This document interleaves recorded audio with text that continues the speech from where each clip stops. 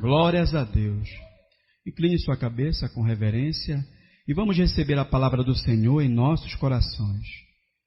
Vamos cantar Eu Amo. Eu amo, eu amo, porque Ele primeiro me amou e comprou minha salvação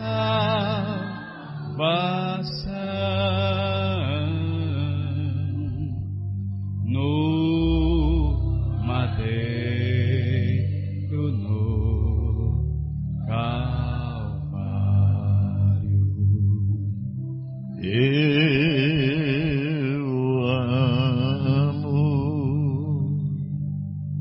Eu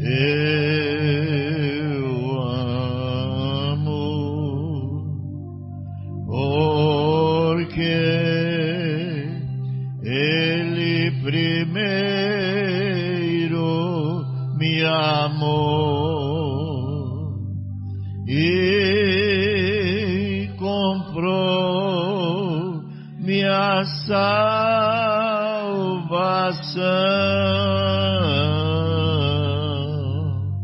no madeiro, no Calvário.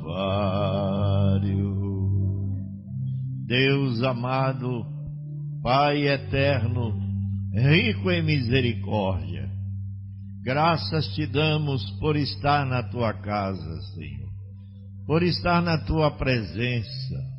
Obrigado por mais um dia. Obrigado por nos trazer aqui, Senhor. Grande tem sido tuas maravilhas. Grandes têm sido as vitórias que o Senhor tem nos dado.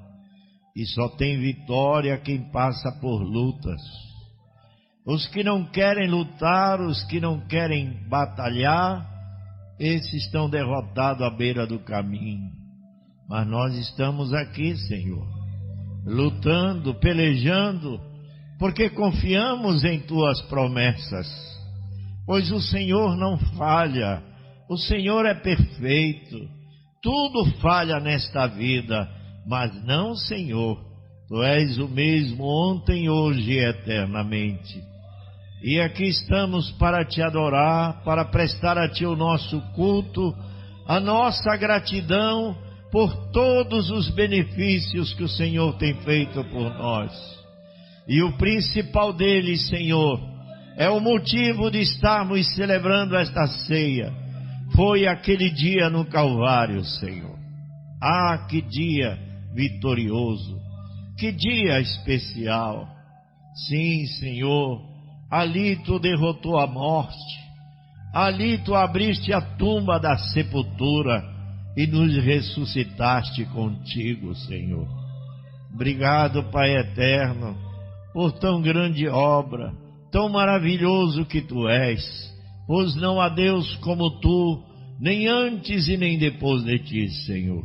Tu és o verdadeiro Deus e a vida eterna. E nós regozijamos esta noite de podermos estarmos unidos, assentados, na expectativa que o céu vai se abrir esta noite e as bênçãos vão cair neste lugar. Aleluia, Senhor! Porque tem um povo clamando aqui na terra e há um Deus no céu para responder este clamor.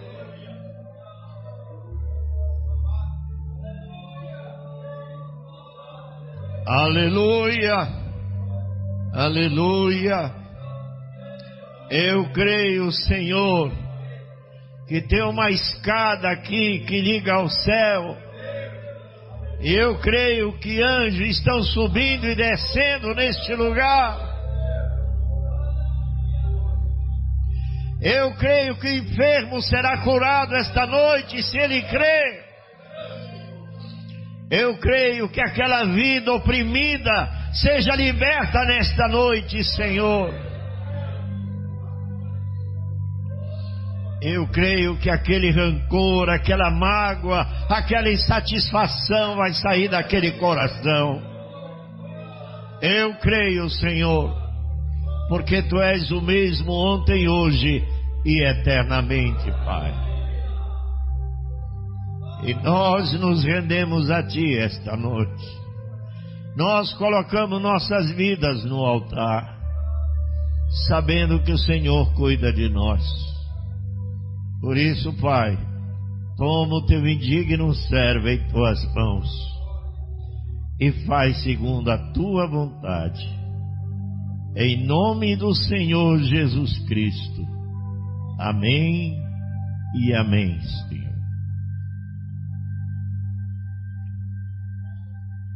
Até aqui eu cheguei, pelo vale passei, eu perdi, eu ganhei, eu sorri, chorei, mas até aqui eu cheguei. O que houver lá na frente, eu não quero pensar. E chegando o momento, sei que terei forças para lutar. Nesta guerra da vida, muito me machuquei, mas curei as feridas, olhando para a cruz de nosso Senhor. Mas num dia tão lindo, esta dor cessará. Eu verei o meu Rei, eu lhe direi, até aqui eu cheguei.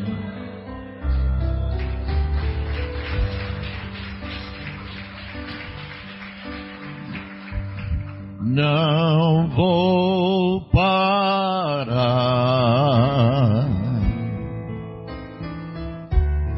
eu vou chegar,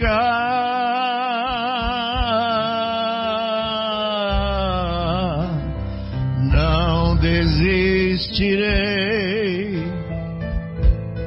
até aqui eu cheguei. Não vou parar,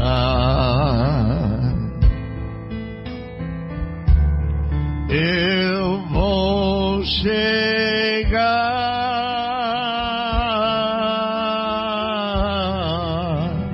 não desistirei,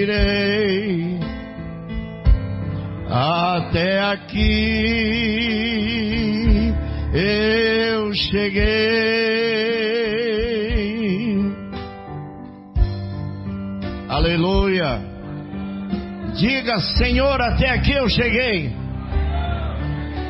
Alguém mandou uma mensagem para mim hoje à tarde e disse: pastor, e esse alguém mora tão longe daqui, tem que caminhar alguns quilômetros para pegar um ônibus no meio da lama, longe mesmo. Aí mandou um zap e botou um coração partido e disse: pastor, eu estou pronta para ir para o culto, mas está uma chuva aqui, muito intensa. Eu não respondi nada. Eu disse: Jesus, traz ela. Amém? Ela está sentada ali. Aleluia. Até aqui eu cheguei, né? Até aqui Deus tem nos ajudado. Ele tem feito maravilhas. Ele tem te dado 1 milhão de motivos para você amá-lo. O que faz você ir para o mundo é que você não amou Ele o suficiente. E você sabe que com Deus Ele não divide seu amor. Deus não é chifrudo para repartir sua noiva com um homem qualquer, não. Ou você é dele ou também nunca será. O que te faz ir para o mundo é não amá-lo de verdade, mas ame-o de verdade. A Bíblia diz que não se pode amar dois senhores, porque você vai aborrecer um e vai amar outro. Então aquilo que você anda namorando lá fora vai te levar. Você fica flertando com o mundo, ele te leva. E você fica na escuridão.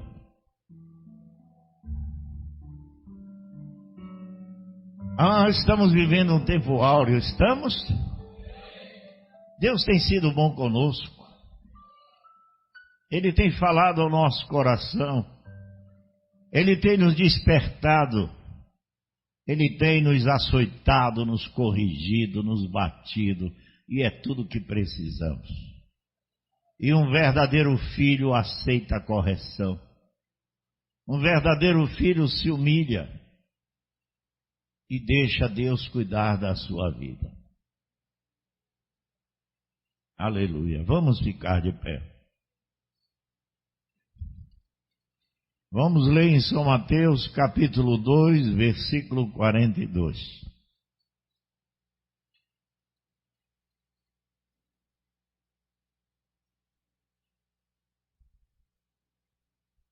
São Mateus, capítulo 12, versículo 42. É isso? Eu disse errado? O que eu disse?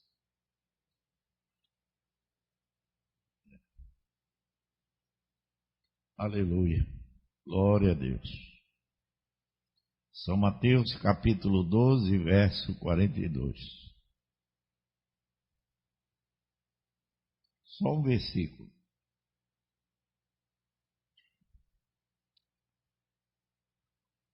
A rainha do sul se levantará no dia do juízo com esta geração e a condenará, porque veio dos confins da terra para ouvir a sabedoria de Salomão.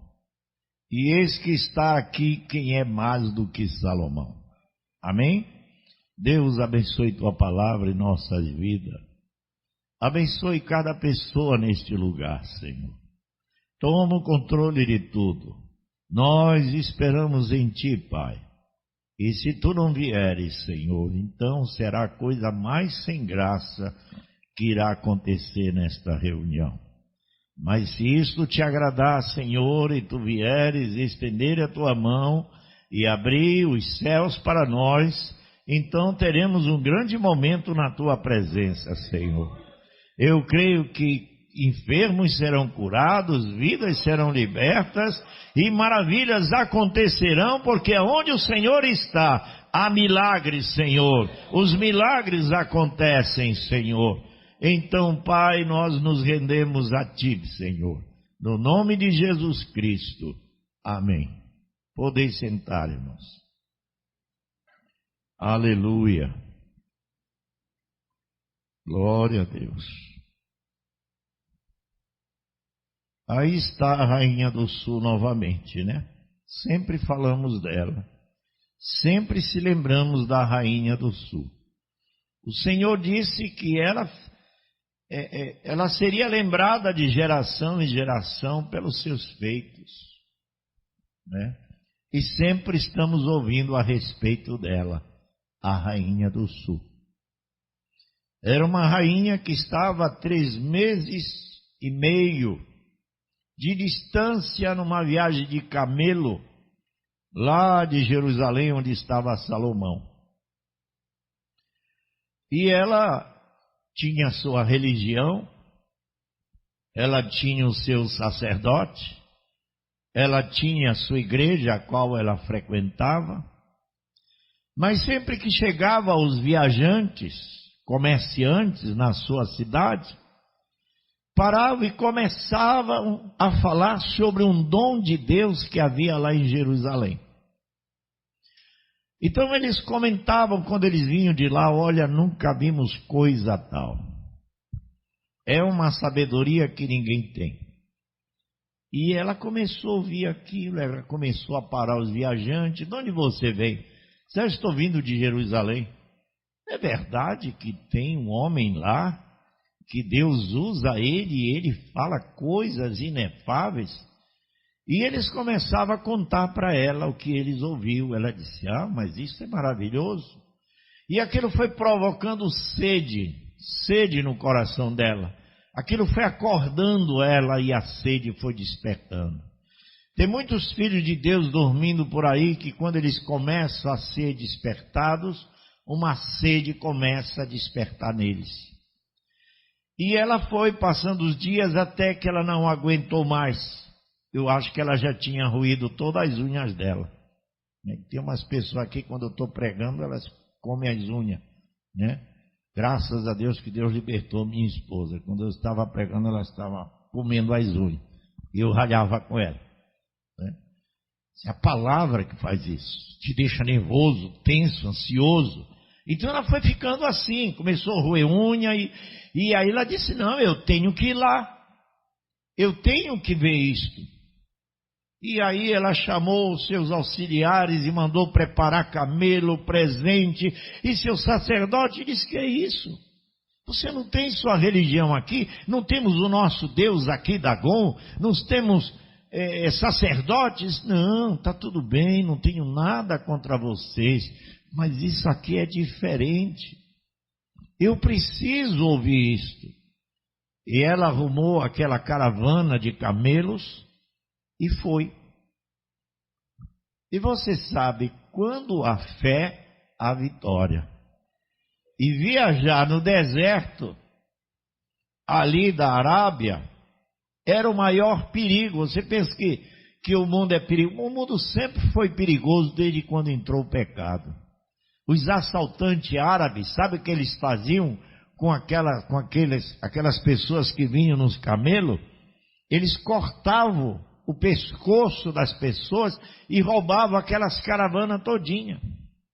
Quer dizer, se ela fosse pensar nos obstáculos, talvez seu sacerdote tivesse dito, mas não vai, é perigoso, é uma área vermelha, vão assaltar, ainda mais que você vai levando presentes caríssimos, vão te assaltar. Querido, a fé é mais do que você possa imaginar. A fé não encontra barreiras. A fé, ela move montanhas do caminho e passa. É a fé. Então ela estava tão cheia de fé, e seu crédito era tão grande com Deus, que ela aceitou o desafio e foi. No meio da poeira, 3 meses e meio viajando no deserto. Lugar de sol quente, poeira, tempestade de areia e homens perigosos. Por isso é chato ver cristão dar uma desculpa furada. Eu não fui mais para a igreja, pastor, porque me aconteceu isso, me aconteceu aquilo. Aí eu estreiei na fé, mas que coisa triste, né? Que coisa deplorável. E Deus vai levantar essa rainha aqui para testificar para esses molenga aí sem graça, que Deus é Deus em qualquer situação. Mas tem gente que só arruma desculpa. Que fé fajuta. Sua fé vence tempestade de areia. Sua fé vence as tribulações. Eu conheço pessoas aqui que estão ficando velhinho na fé. Eu vejo jovens aqui que estão ficando velhinho na fé. Suportaram na universidade, suportaram na escola, suportaram os amigos ímpios no trabalho e estão dizendo, até aqui eu cheguei.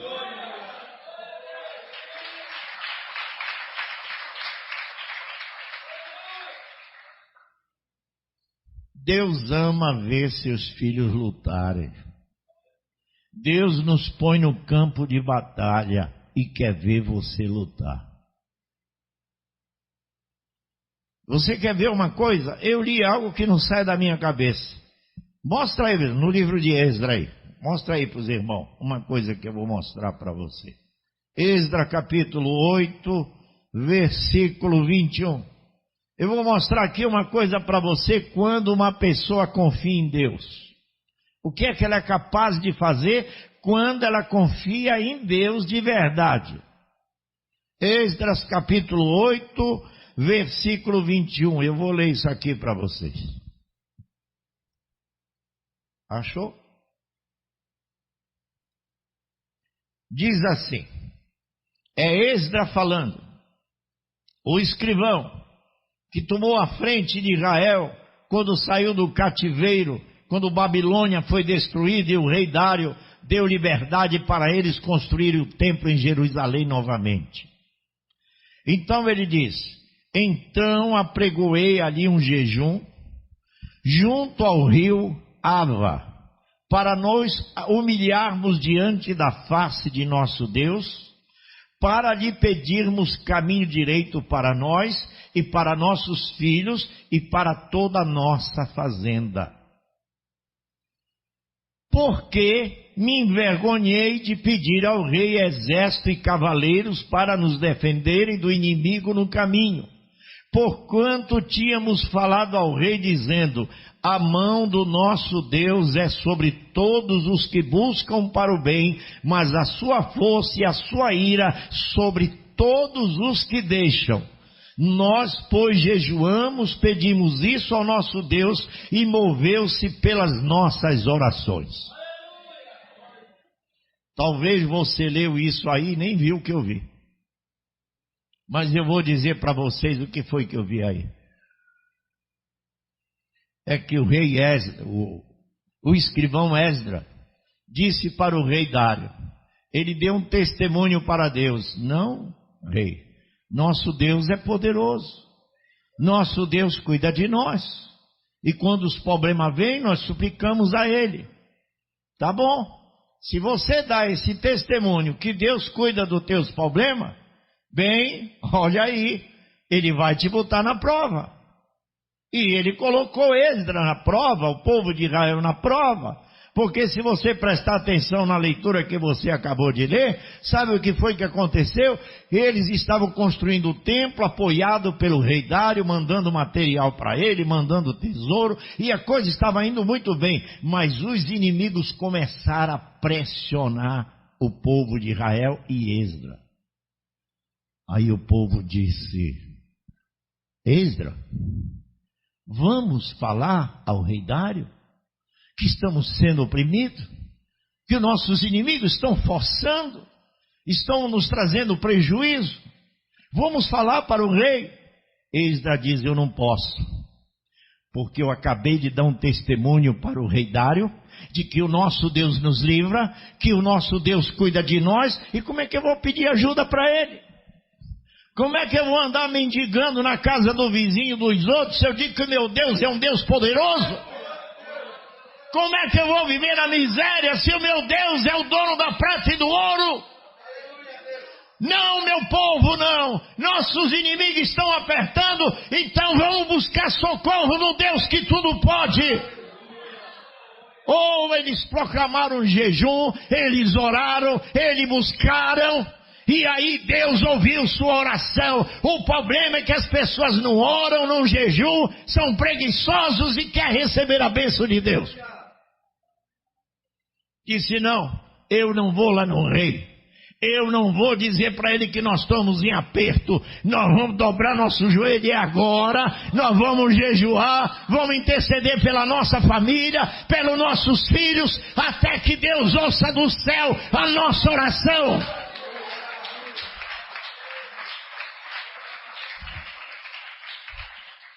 Sabe, cristão, ele é atuante. Cristão, ele conquista pela fé, ele ora, ele busca, ele jejua, ele não é um molega, ele nem é uma picota, não, que só vive dizendo, estou fraco, porque eu sou fraco, mas não foi assim que Paulo disse. Paulo disse, tudo posso naquele que me fortalece.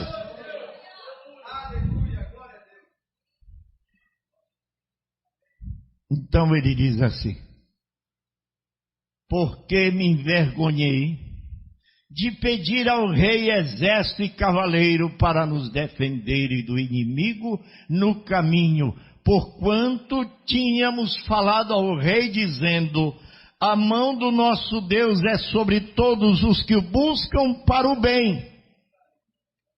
Ele tinha acabado de dar o testemunho, e depois ele ia voltar lá e disse: ei, nós estamos em apuro, o inimigo está me afligindo, estou passando por lutas, tribulação. O rei, claro, gostava deles, cria em Deus, ia mandar o exército, e que glória a Deus ia tomar? Nenhuma. Onde está esse Deus poderoso, que tem que pedir ajuda para os outros?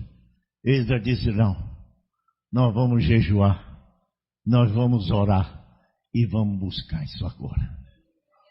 E Deus ouviu sua oração e atendeu o seu pedido, o seu socorro. Mas o que acontece para aqueles que dão as costas para Deus? Ele diz assim: mas a sua força e a sua ira sobre todos os que o deixam. Deixe Deus e não espere muita coisa, não. Eu tenho umas pessoas desviadas aí, que eu fico vendo o status delas lá no status, elas dizendo que Deus é meu refúgio, Deus é... Não é. Eles estão enganados. Eles estão mentindo para si mesmos. Se Deus fosse o seu refúgio, eles estavam sentados aqui essa noite, adorando Ele e glorificando o seu nome. Mas vai ver, eles estão numa banca de cerveja. Aí amanhã eles botam no status dele: Deus é meu refúgio, eu creio em Deus. Irmão Brana, a Bíblia diz assim. Eu pequei quando eu não anotei isso. Eu pequei quando eu não peguei uma caneta e corri e fui anotar. Tem uma escritura na Bíblia que diz assim: aquelas pessoas põem meu nome e minhas palavras nos seus comércios, e no entanto o seu coração está longe de mim, e eu cobrarei eles por aquilo. As pessoas põem lá: Deus proverá, Deus é meu refúgio. Deus não começa para Deus abençoar. Que refúgio nada, enche a cara de bebida e diz que Deus é ser refúgio. Isso é uma hipocrisia. Mas a Bíblia diz: não fique enfeitando a palavra de Deus e não trate de obedecê-la, que você está perdido. Como o mancebo rico disse: eu vou para a igreja, eu dou meu dízimo, eu faço isso, eu faço aquilo. Jesus não disse que estava errado. Ele disse: está tudo bem, mas falta uma coisinha aí. Vai, vende tudo que tu tens, reparte aos pobres, e tu terás um tesouro no céu. Aleluia. Olha, se isso não te der músculo para vencer, para guerrear, eu não sei mais o que vai te dar, não. Se isso não te fizer um valente destemido, eu não sei não. Porque Deus não nos chamou para ser cauda, Ele nos chamou para ser cabeça.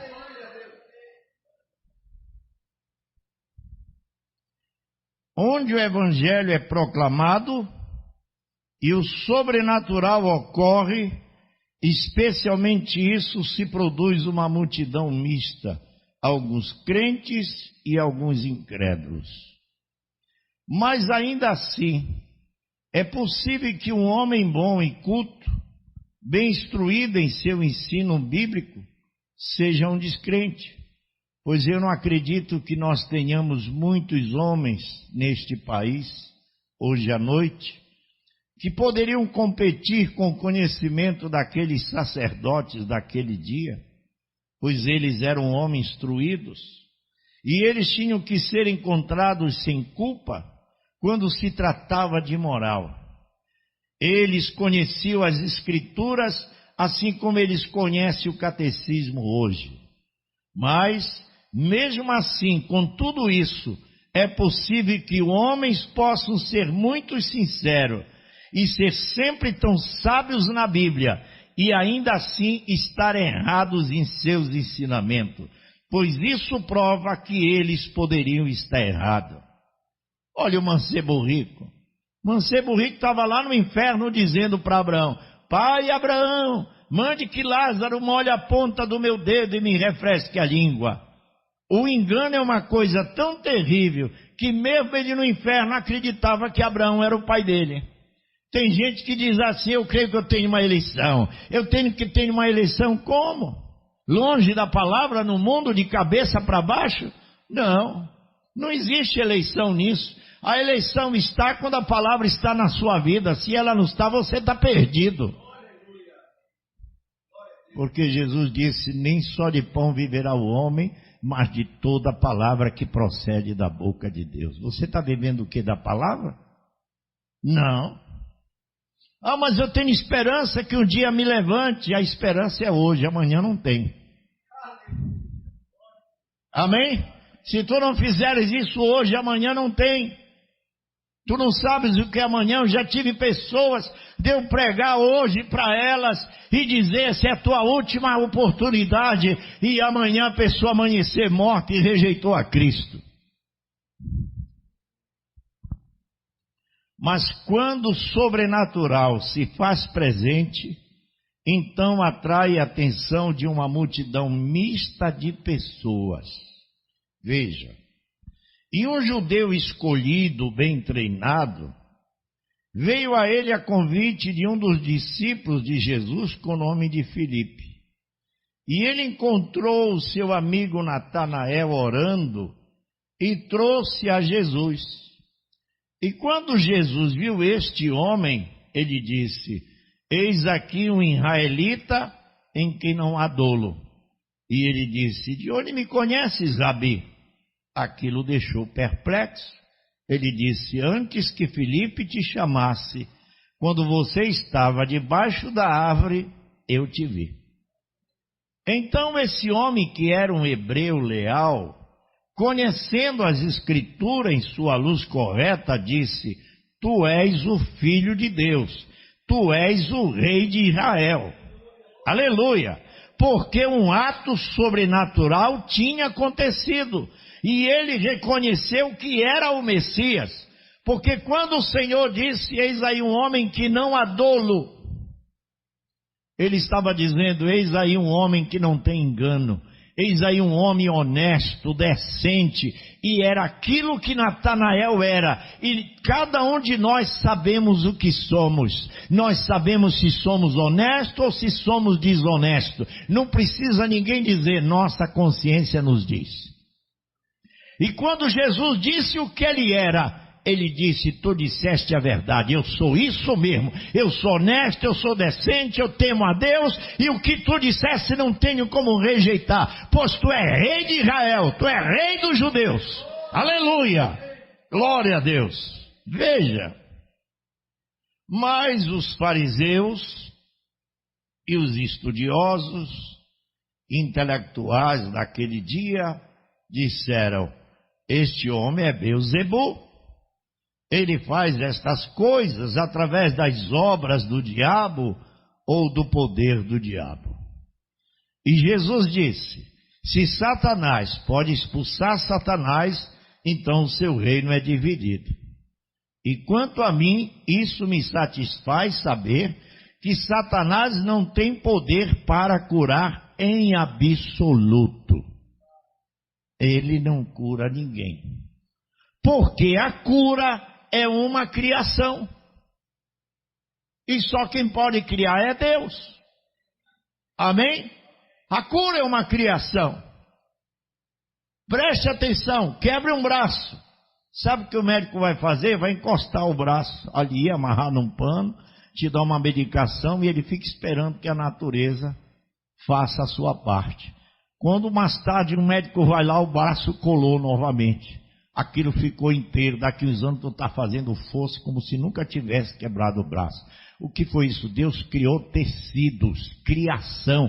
A cura é criação e Deus é o nosso Criador. Ele é o único que cura as nossas enfermidades. Aleluia! E Satanás não é um criador. Ele só pode perverter o que Deus já criou. Deus é o único criador. Portanto, não existe cura, mas sim apenas cura divina. A medicina não forma ou cria, a medicina mata germes. Uma operação remove as causas, mas Deus dá a cura. Eu sou o Senhor que cura todas as tuas enfermidades. Amém? Agora nós constatamos hoje que se fala muito sobre cura divina. Notamos que o médico diz do cirurgião, não vá até aquele açougueiro, você não precisa de nenhuma operação. Você vai até o cirurgião e ele vai dizer do médico: você não precisa de pílulas de açúcar, você precisa de uma operação. Ambos dirão sobre o quiroprático: ele não faz nada além de estalar os seus ossos. O quiroprático dirá o mesmo sobre o osteopata: ele só lhe faz uma massagem. E todos eles dizem: o pregador está agindo de forma inadequada por orar pelos enfermos. Se nós olharmos para isto na luz correta, quando você vir atitudes como essa, vai mostrar que há um motivo egoísta por detrás disso em algum lugar. Sabemos que os cirurgiões fazem bem, sabemos que os médicos fazem bem, o quiroprático e o osteopata fazem bem. Se tivermos o sentimento correto por nossos semelhantes e nossos motivos estiverem corretos, se o dinheiro não estivesse ligado a isso, nós uniríamos nossos braços e esforços para tornar a vida mais agradável para o peregrino, enquanto ele passa por este caminho. É o motivo por detrás disso que governa o que o homem é. Jesus havia estado repreendendo-os por isso. Então notamos que através de cada era, Deus tem alguém em algum lugar que ele pode colocar suas mãos e trabalhar através dessa pessoa. Ele nunca ficou sem uma testemunha desde que o mundo começou. Em cada era ele teve testemunhas. E no tempo que agora estamos estudando, na grande época dourada de Israel, Deus havia presenteado um homem com o nome de Salomão. Ele é conhecido em todo o mundo, onde a Bíblia é lida como um homem de sabedoria. E ele orou a Deus para lhe dar sabedoria para liderar o povo. E quando um presente é dado à igreja, e a igreja se recusa a ouvir esse dom, então o presente se torna sem efeito.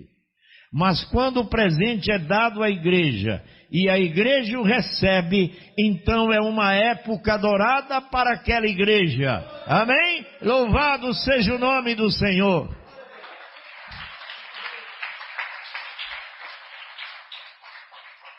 Israel estava vivendo em sua era dourada sobre Salomão. Todo Israel glorificava a Deus por causa daquele dom maravilhoso. Estava funcionando perfeitamente. Eles podiam ver os resultados, não era um engano, era um verdadeiro dom de Deus.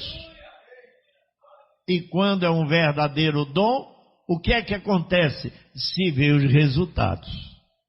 Amém? Curas acontecem, vidas são libertas e maravilhas acontecem no meio do povo, porque aquilo é verdadeiro. Aleluia. E quando os viajantes passando pela região, ouvindo as notícias desse grande dom de Deus, eles iriam contar para outros. É assim que as boas notícias se espalham, um conta para o outro. E então lá nas partes mais remotas do mundo conhecido, havia uma pequena rainha pagã, chamada Rainha de Sabá. E em seu grande domínio as pessoas vinham e diziam que haviam passado por Israel e diziam: você deveria ver aquele grande dom que Deus tem dado a Israel. Você sabe, a fé vem pelo ouvir. E falar disso, nós não falamos o suficiente sobre as boas coisas de Deus. Hoje à noite a Igreja do Deus Vivo está muito ocupada falando sobre programa de televisão e algum tipo de jogo de bola ou algo nessa ordem. Tem pessoas que eram para estar aqui. Sabe por que não estão aqui? Que não pode perder o jogo do Flamengo, não pode perder o jogo do Palmeiras, não pode perder a decisão, porque a minha decisão estou tomando aqui essa noite com Deus. É uma pena que Deus tenha misericórdia dessas pessoas, que Deus dê uma oportunidade para elas, porque isso tudo é trevas, não há alegria nisso. Isso tudo é um barco furado, é uma sensação, ânimo, depois esfria. E o pior ainda, quando o time perde, a desgraça é maior. Que alegria falsa é essa? Aí acaba, eu vivi disso, eu estava no mundo, ainda que eu não era muito chegado a futebol, mas alguém me pegava, acho que eu fui umas 3 vezes em estádio de futebol, porque me botaram em cima do caminhão e me levaram. Eu gostava de ver o gol, gostava de ver essas coisas, tudo bem, mas quando você põe o seu coração nisso e troca a Deus por isso, você está correndo perigo. Perigo, porque você não pode amar dois. Vai chegar uma hora que a mensagem do pastor vai te incomodar. Vai dizer, mas ele é chato. Mas sabe por que ele é chato? Porque você está amando outra coisa. Porque pergunta para o teu vizinho aí do lado, que já perdeu as paixões do mundo, o que ele vai te dizer? Ele vai dizer, glória a Deus. Aleluia. Eu tinha um irmão que graças a Deus ele se libertou. Eu cheguei na casa dele e fui entrando pelo chagão. Ele estava em cima de uma caixa d'água. Tu sabe dessa história, mas eu não esqueço isso, foi muito engraçado. Ele estava em cima de uma caixa d'água. Ele era remista e o vizinho dele era papão. Aí um estava lá em cima da caixa d'água e ele dizia, pois é, eu sou Leão. E eu dizia, eu sou papão. E eu fui chegando aqui perto dele. Deus faz isso. Deus nos dá um choque na vida, um choque térmico. E eu cheguei aqui embaixo e fiquei olhando para ele. Ele lá em cima, Leão. Aí de repente ele percebeu que alguém estava olhando ele. Aí ele foi virando assim, foi virando. Aí ele deu de cara comigo e disse, Leão da tribo de Judá.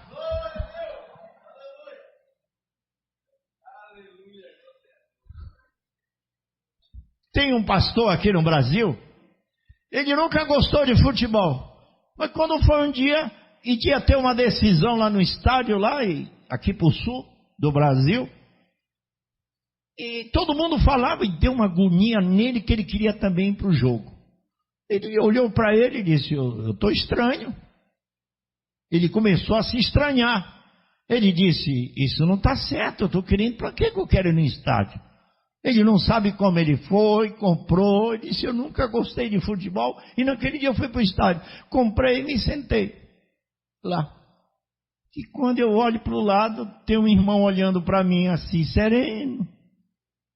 E eu dei de cara com o irmão olhou e começou a chorar. Ele disse, Deus me mandou aqui para me levar para casa.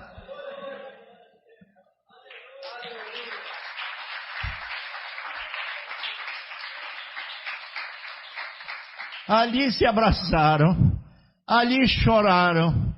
Sabe, meu irmão, eu não quero condenar ninguém. Todos nós temos nossas debilidades. Nunca fique apontando o erro dos outros para você parecer santo, porque você não é não. Nunca fique botando o seu status, porque aquela é Jezabel, porque aquela... Não faça isso.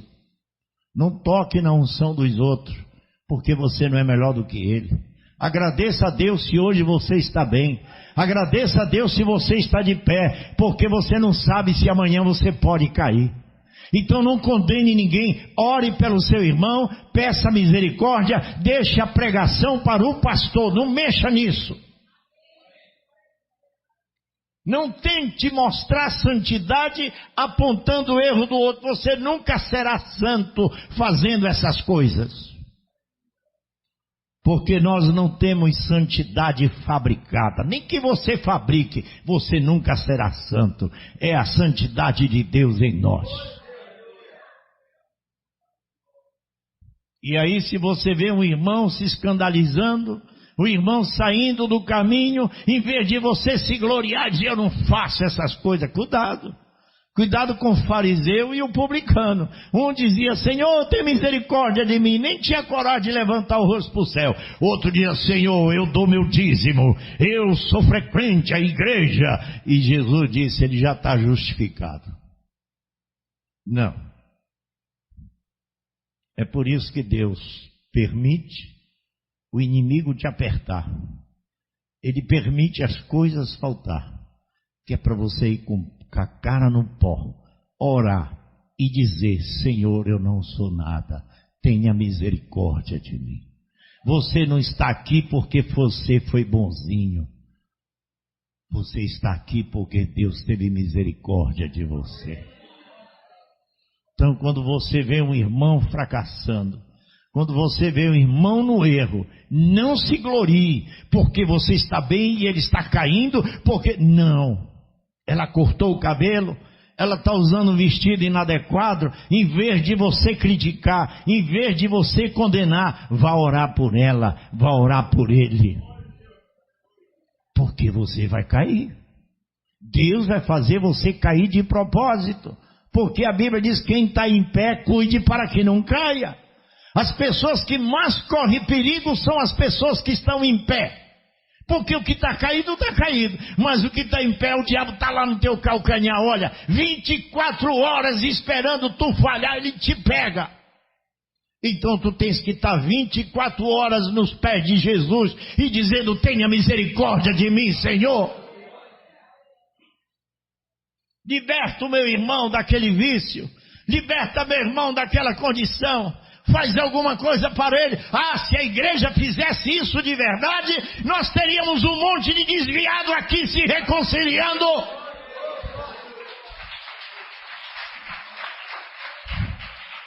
Se a igreja amasse mais um pouco e se interessasse pelo fracasso do seu irmão, nós teríamos mais resultados e muitas pessoas se rendendo aos pés de Cristo.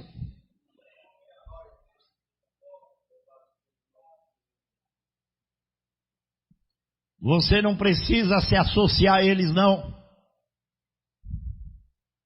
Porque a luz não se associa com as trevas.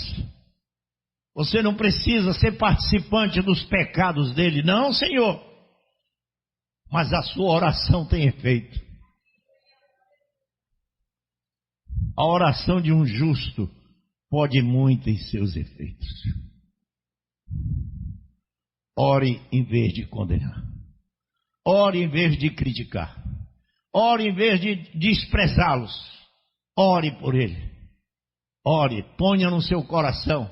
Ele não saiu por causa de uma doutrina errada, não. Porque você sabe, há uma diferença para o hipócrita e há uma diferença para o apóstata. Há uma diferença. O apóstata se salva, o hipócrita não se salva. E você diz: qual é a diferença do apóstata? O apóstata é aquele que, por causa das suas fraquezas pessoais, suas debilidades pessoais, ele vai para o mundo. Mas ele pode muito bem lá no mundo reconhecer que ele está errado, comendo bolotas de porco como filho pródigo, comendo as bolotas de porco e tudo que o diabo empurrar para ele, ele está comendo. Mas chega uma hora e ele diz: não era assim a minha vida. Eu vivia tão bem. Eu cantava, eu louvava, eu jubilava, eu aplaudia, eu pulava com meus irmãos. E agora sou um escravo de Satanás. Não importa se eu vou ser humilhado. Não importa o que vão dizer de mim. É verdade, eu sei que é verdade, mas eu vou voltar.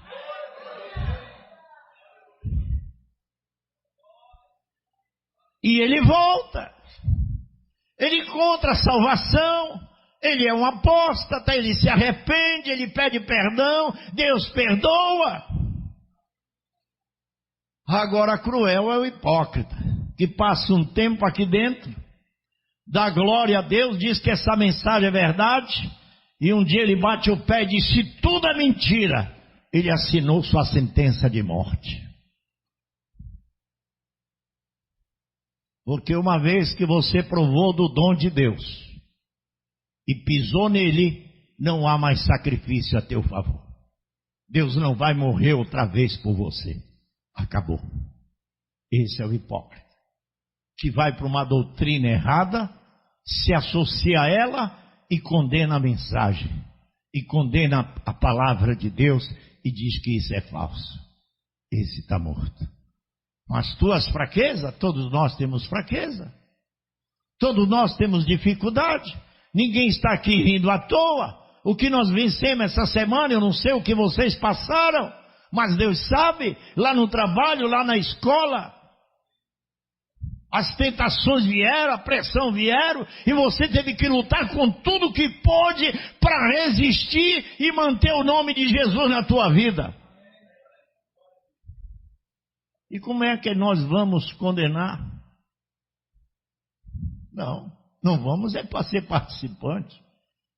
Mas você vai dizer, aquela Jezabel, aquela fulana cortou o cabelo, por que teus cabelos estão grandes?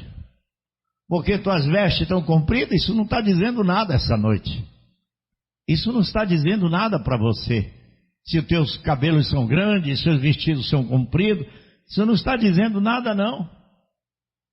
O que vai dizer o que é realmente é quando chegar a hora do rapto, quem vai estar lá para ser arrebatado. Porque muitos que começaram parecia um santo do céu, já ficaram no meio do caminho. Então peça misericórdia para Deus. É tudo que nós precisamos. Eu falar de pastor, porque aquele pastor ali, ele é Deus me livre. Todo pastor é um homem dotado de fraquezas. Se ele está de pé é porque Deus tem cuidado dele e ele tem se humilhado. Mas quem é o homem para falar de outro homem?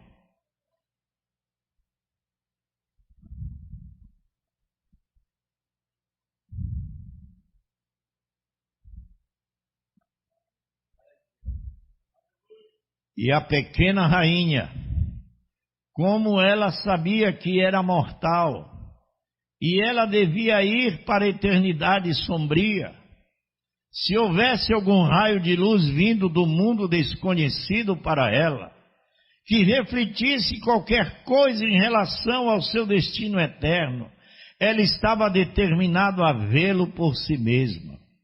Eu rogo a Deus que cada cidadão deste país tenha esse desejo esta noite.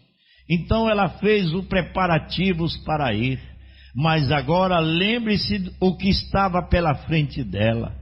Em primeiro lugar, ela era uma mulher e tinha cerca de 3 meses de viagem pelo deserto.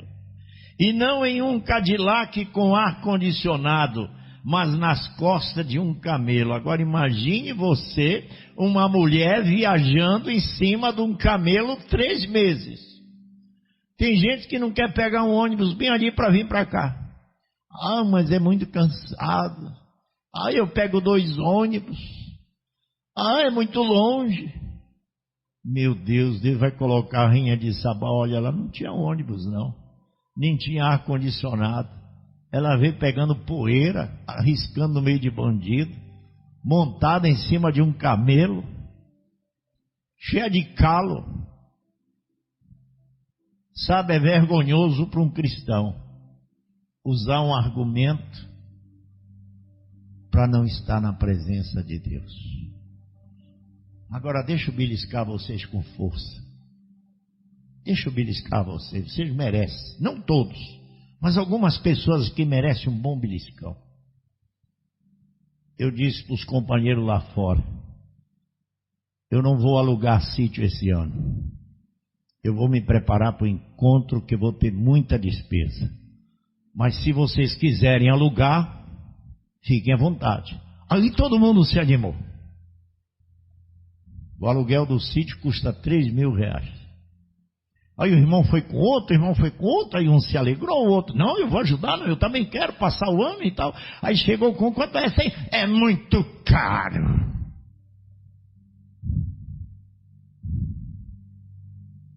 Que tristeza, hein? Que tristeza. Que tristeza. É muito caro. Pessoas que trabalham e ganham bem. Isso é vergonhoso. Você deveria cair nessa noite aqui de joelho, pedir misericórdia, porque o pão da vida não tem preço. O pão da vida não tem preço. Eu conheço mães lavadeiras de roupa que estão dando tudo o que pode para manter um filho na casa do Senhor.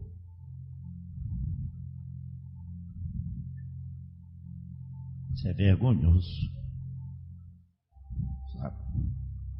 Isso é vergonhoso. Eu disse, não, irmão, os irmãos ficaram preocupados que não fosse dado. Eu disse, não, o que sobrar, o que faltar eu intero, mas nós vamos ter o nosso culto na presença do Senhor.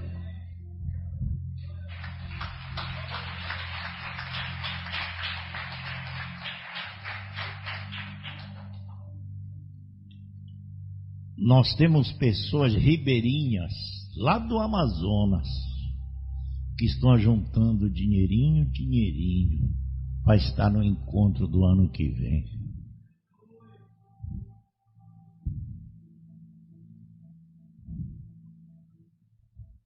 Tem pessoas que na maior cara de pau dizem que não tem dinheiro, aí compra uma televisão tela plana para sua casa.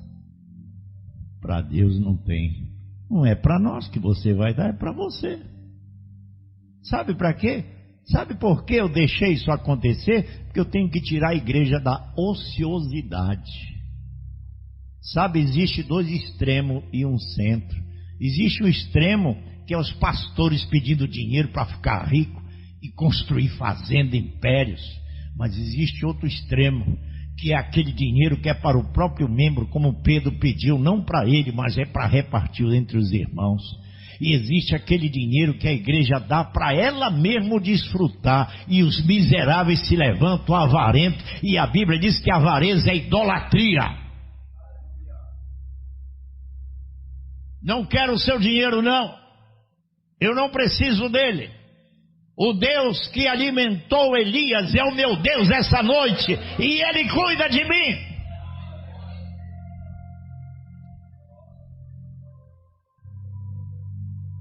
Que coisa! Fosse uma pessoa desempregada, eu até me calaria. As pessoas trabalham, é muito caro. Que é isso? É vergonhoso.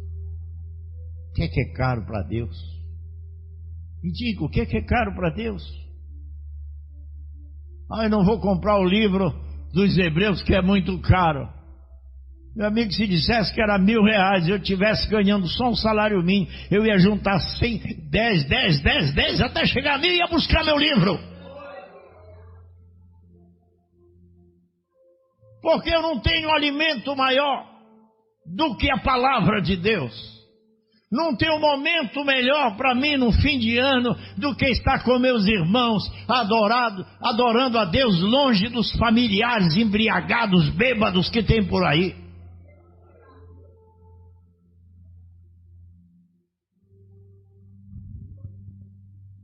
Tira Deus, tira essa idolatria desses irmãos, tira essa avareza desses irmãos e põe um espírito de vitória no coração deles.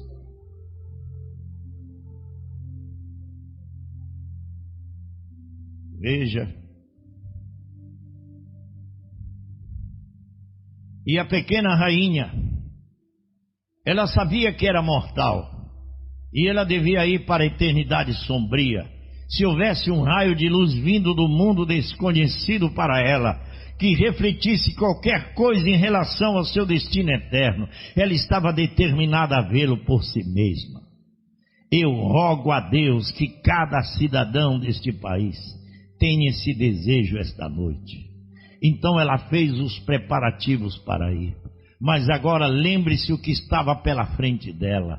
Em primeiro lugar, ela era uma mulher e tinha cerca de 3 meses de viagem pelo deserto, e não era num Cadillac com ar-condicionado, mas nas costas de um camelo. Às vezes as pessoas querem que Jesus venha a eles à força. Eles não vêm assim. Você precisa estar desejoso. Então, quando aquela fé real se instalou em seu coração, para ver se aquilo era verdade ou não, ela não se importou com o preço, porque ela estava determinada a ver se era verdade ou não. Eu gosto disso. Ela não se importou com o preço, ela queria ouvir aquilo.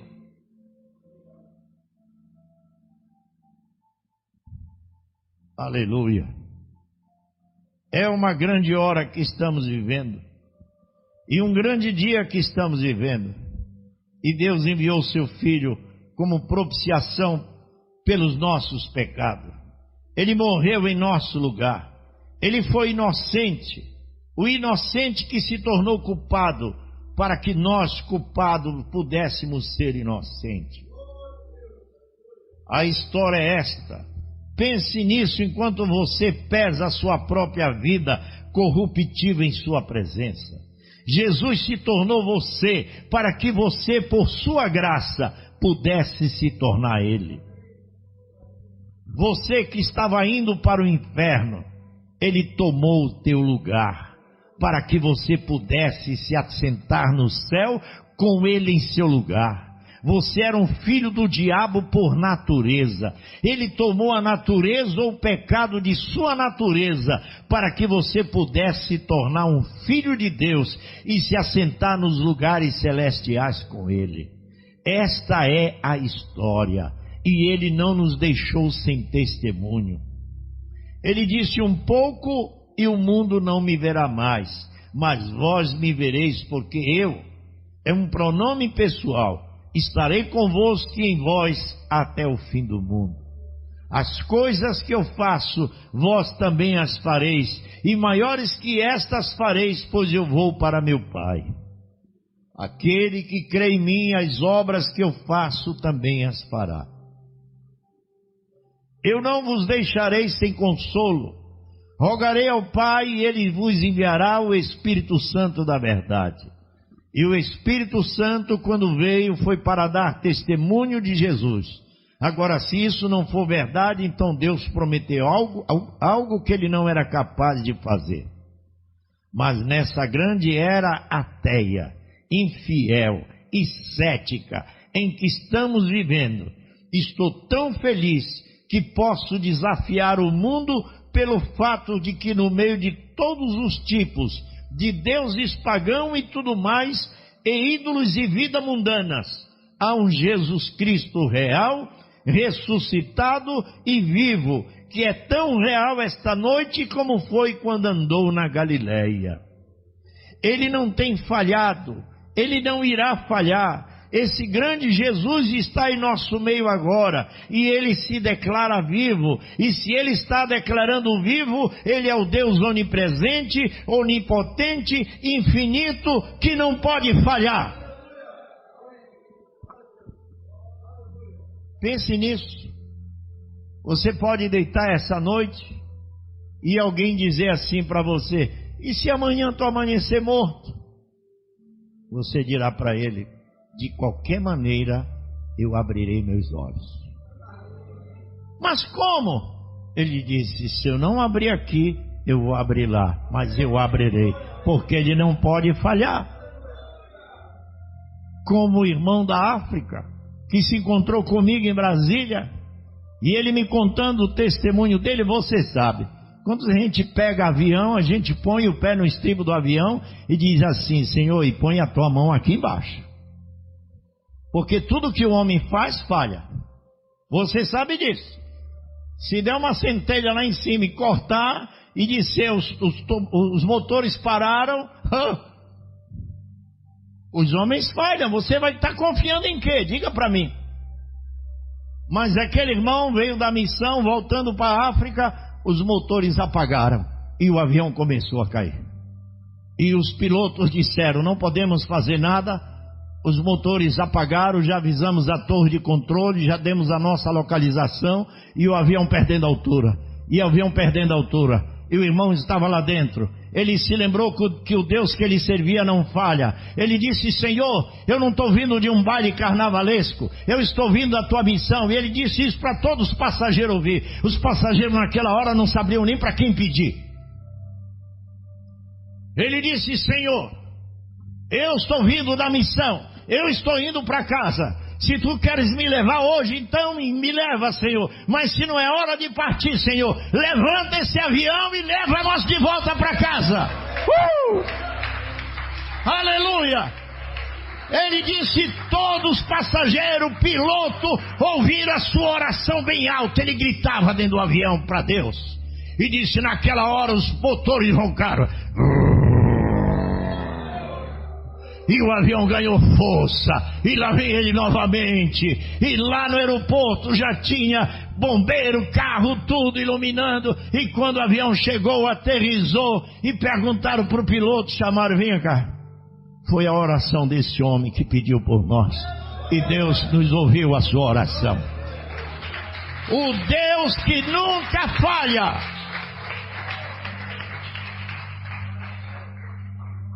O Deus que nunca falha. Como disse Esdra, como eu vou poder pedir socorro para o rei se eu disse para ele que o nosso Deus cuida de nós?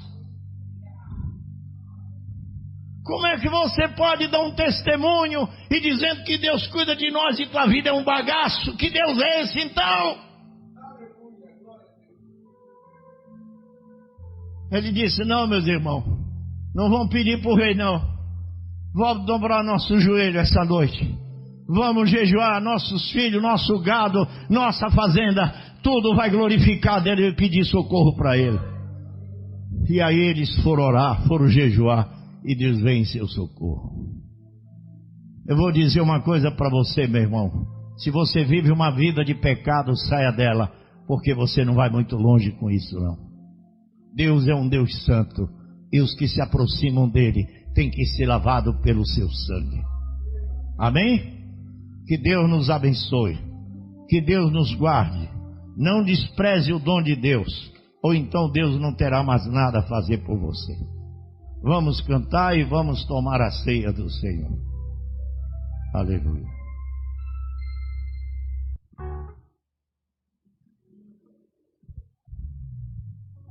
Um dos hinos mais belos que eu tenho ouvido ultimamente, e coloquei na galeria dos hinos mais belos que eu tenho ouvido. Ele é belo em tudo. Ele é belo na sua canção, ele é belo na sua letra, porque ele expressa a nossa gratidão a Deus. Amém? Eu hoje estou aqui, não vim para pedir, mas para agradecer. Vim para te louvar, te adorar e te exaltar e te engrandecer.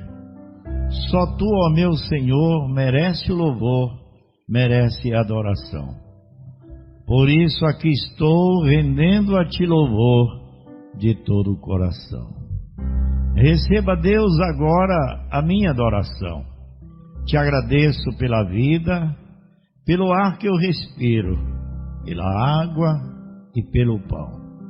Te darei honras e glórias em todo o meu existir. A minha alma te engrandece por todos os seus benefícios derramados sobre mim. Queria que as palavras fossem inefáveis para com elas te exaltar, mas mesmo assim humilde e com palavras simples eu venho te adorar. Bem sei e reconheço que nada eu mereço, nem de aqui está, mas mesmo aos teus pés, como aquela mulher, eu venho te adorar.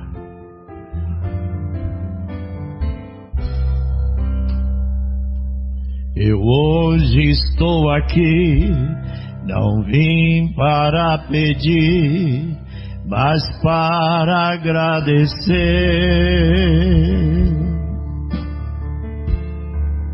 Vim para te louvar, te adorar e te exaltar e te engrandecer.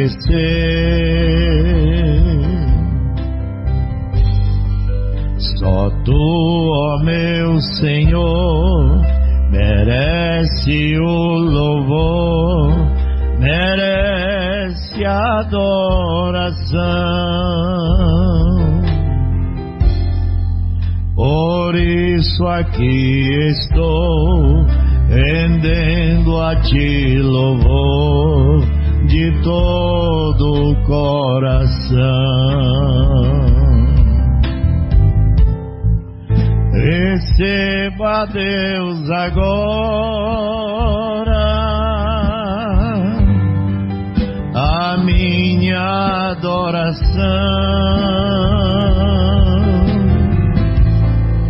Te agradeço pela vida, pelo ar que eu respiro, pela água e pelo pão.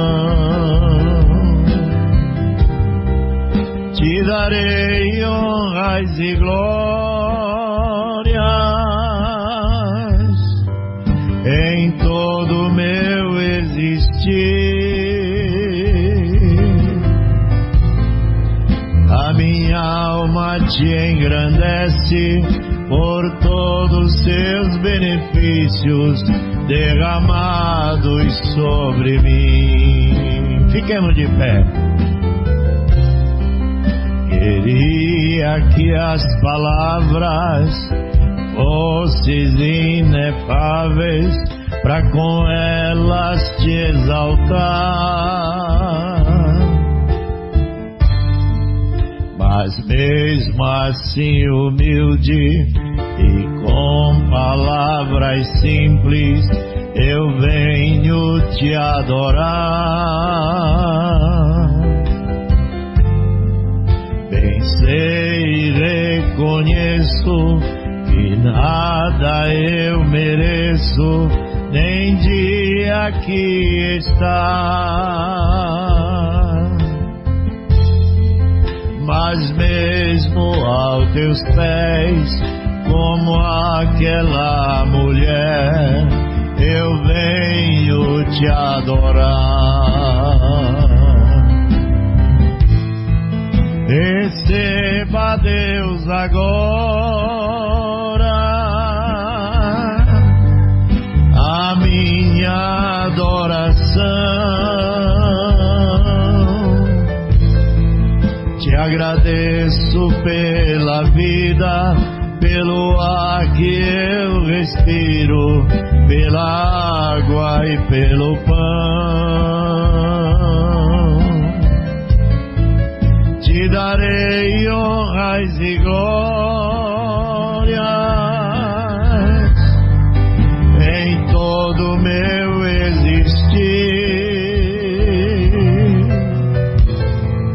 A minha alma te engrandece por todos seus benefícios derramados sobre mim. Receba, Deus, agora.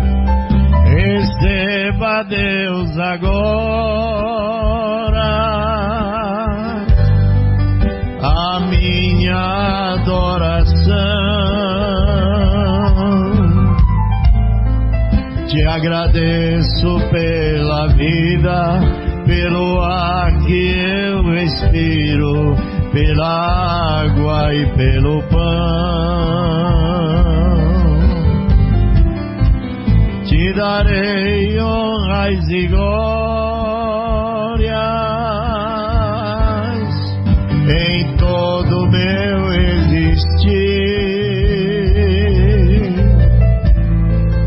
A minha alma te engrandece por todos seus benefícios derramados sobre mim. A minha alma te engrandece por todos seus benefícios derramados sobre mim. Amém, Jesus. Glória a Deus. Ó Senhor, toda honra e toda glória é tua, Senhor. Foi tu que morreste por nós. Ali derramaste todo o teu sangue, sentisse dores, tu fosse totalmente homem, sofresse as tentações, e hoje tu sabe o que nós passamos. Por isso tu tens paciência conosco. Por isso, Senhor, tu estás no trono da misericórdia, intercedendo por nós, até a hora que o último eleito chegar e nós vamos embora, Senhor. Obrigado, Pai. Essa luta não vai ser para sempre. um dia ela acaba. Apenas tenhamos paciência e com esperança e fé em nosso coração, esperaremos aquele grande dia que tão perto está, Senhor. Receba honras e glória que são dedicadas a Ti, Senhor. Abençoa o nosso retorno para casa. Leva-nos na Tua paz. Se houver um amanhã, queremos estar aqui em oração com a Tua igreja, Senhor. Recebe o nosso culto, recebe a nossa gratidão, em nome do Senhor Jesus Cristo. Amém e amém, Senhor. Deus vos abençoe, cumprimente seu irmão, diga Deus te abençoe. Estão todos convidados para o culto de oração amanhã, às 19h30.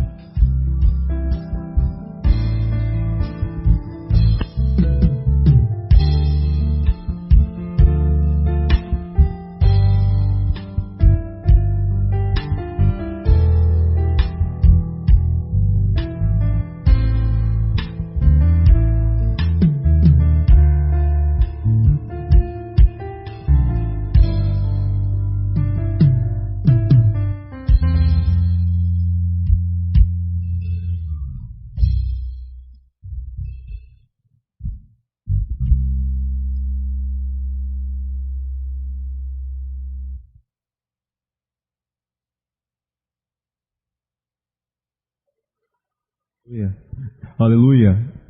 Louvado seja o nome do Senhor.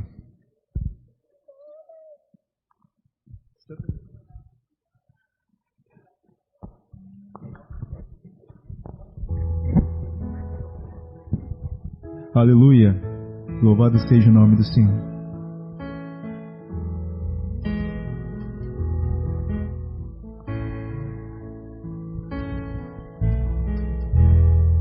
Eu não preciso ser reconhecido por ninguém. A minha glória é fazer com que conheçam a Ti e que diminua eu, para que Tu cresças, Senhor, mais e mais.